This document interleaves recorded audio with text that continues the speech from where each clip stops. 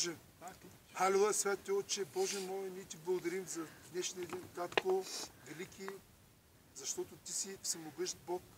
И всеки един ден, и всяко време, което си ни дал, Боже мой, той за Тебе, святи Отче. И ние ти благодарим, Боже, че ни даде сили, Боже мой, днешния ден, Боже, и като покоряваме в материалния свят тези планини и височини, Боже, тези височини, Боже мой, святи Отче, аз те моля за тези млади хора да им дадеш духовно, да ги възкачиш на по-високо място, Боже мой, да разпознаят Твоята слава още повече, Боже.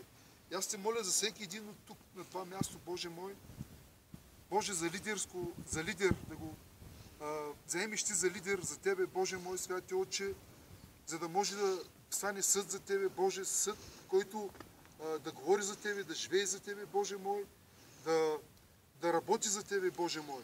И аз ти благодаря, Боже, да ги укрепиш тези млади хора, Боже, да ходят в единство, святи Отче, и Твоята любов, Боже, винаги да гори в техните сърца, Боже мой. Също така те моля за църквата ти, Боже, за Твоята невяста, Боже, да го осветиш, Татко мой, да го подготвиш, Боже, за Твоето идване.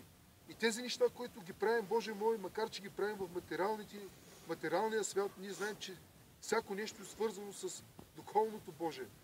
Боже, аз те моля да ни издигнеш на по-високо място, Боже, защото Ти си подготвил по-високи места за всеки един от нас, Боже мой. Боже, святи Отче, направи ни верни, Боже. Нека да сме покорни на Тебе, Татко.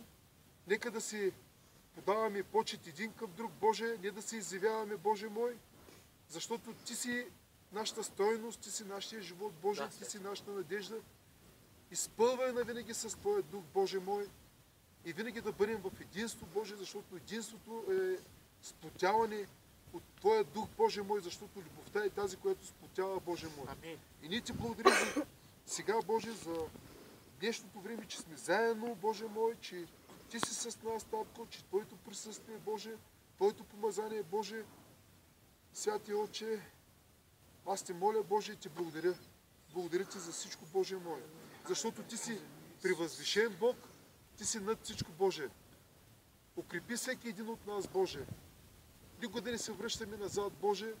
Нашите погледи да бъдат лице насочени към Тебе, Боже, за да може да видим Твоята слава, Боже. Благодаря Ти, святи Отче. Халилуя! Благославям всеки един тук на това място.